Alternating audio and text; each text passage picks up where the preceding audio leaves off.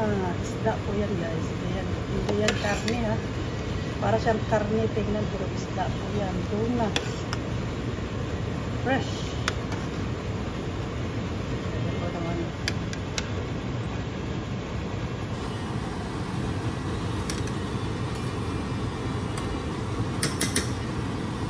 Lagyan natin ang sili.